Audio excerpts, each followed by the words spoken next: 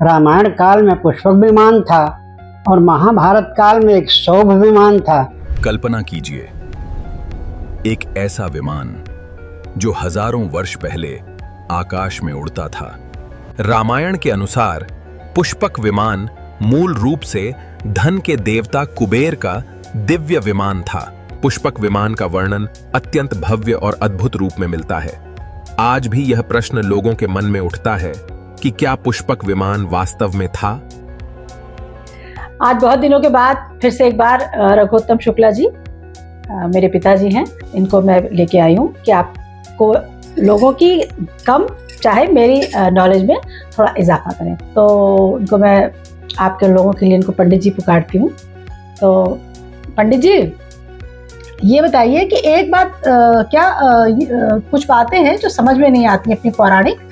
पुष्पक विमान है जैसे, तो उसमें कहा जाता है कि पायलट नहीं था, ऑटोमेटिक था, अपने आप उड़ता था।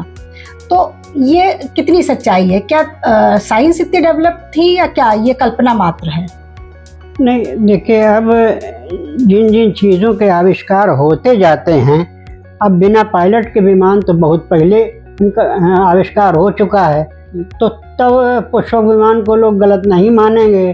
तो ये क्यों नहीं माना जा सकता है कि हमारे यहाँ ये शोध पहले से हुए थे। रामायण काल में पुष्पक विमान था और महाभारत काल में एक सौभ विमान था जो शाल के पास था और वो ऊपर से किया करता था सज्जनों पर, और जो साधु स्वभाव के लोग हैं उनको नष्ट किया करता था। तो कृष्ण भगवान कहीं हस्तिनापुर गए थे, तो एक बार उसने आकर के उनके यहाँ भी किया, तब बाद में भगवान कृष्ण ने उसको नष्ट किया था। और पुष्पक विमान कुबेर के पास था और रावण ने उसे छीन लिया था। तो ये जो चीज़ें पहले कल्पना लगती थी, वो बाद में जब उनके आविष्कार हो जाते हैं तो वह सत्य मान ली जाती हैं। एक बात और है, बहुत पहले एक अंग्रेजी का पाठ पढ़ा था, इस साइंस सुपरस्टिशस, कि क्या विज्ञान, देखिए विज्ञान और अंधविश्वास दोनों विपरीत चीज़ें हैं।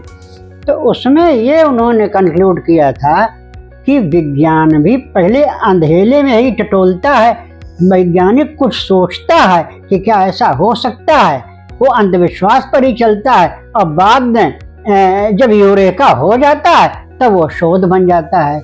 इसलिए ये कल्पनाएं नहीं हैं, ये वास्तविकताएं हैं।